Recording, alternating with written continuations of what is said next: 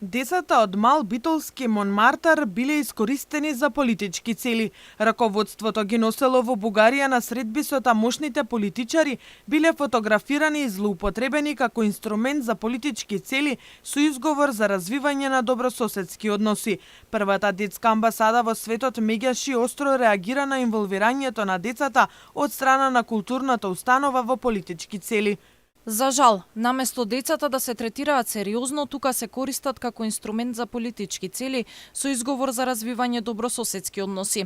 Го повикуваме основното јавно обвинителство да преземе соодветни мерки, особено поради инволвирање на децата од Македонија во политички кампањи во друга земја и неколкократно прекршување на правата на децата согласно Конвенцијата за правата на детето и член 12 став 4 од Законот за заштита на деца. Се забранува злоупотреба на децата поради политичко или верско организирање и действување. Алфа уште пред една недела преку социјалните мрежи се обиде да стапи во контакт со Славчо Неделковски, битолчанецот кој како председател на управниот одбор на детското ликовно студио Свети Кирил и Методи и Битола е организатор на средбите во Бугарија, но тој досега не ни врати на пораките. Откако против ваквиот начин на злоупотреба на децата се побуни јавноста, МВР отвори предмет по допрен глас. Но ова веднаш со реакција се јави бугарскиот политички врв. Председателот на контроверзната бугарска партија Природба Костадин Костадинов бара бугарското МНР да возврати со најостра осуда за случувањата во Битола. Овие репресии врз децата не се изолирана појава, туку банална практика во последните години. За чести е особено од минатата година кога беше укинато ветото против членството на Македонија во ЕУ.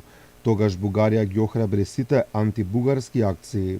Поранешната шефица на бугарската дипломатија и актуелна пратеничка Екатерина Захариева вели дека е достигнато најниско ниво. Министерот за внатрешни работи Оливер Спасовски нареди на полицијата да започне предистражна постапка против наставник затоа што носеше деца да сликаат во Бугарија пред Народниот театар и во Пловдив, а потоа ги посети бугарскиот парламент и председателството.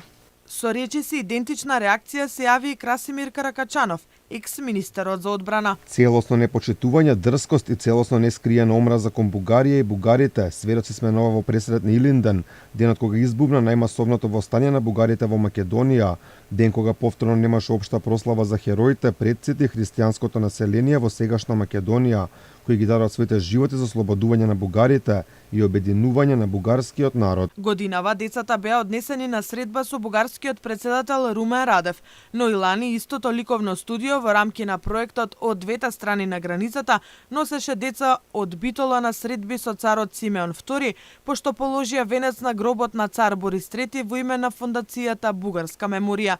И за ова посета и престојот на децата во Бугарија стоеше Милен Врабевски, финансиерот на бугарските клубови во Македонија.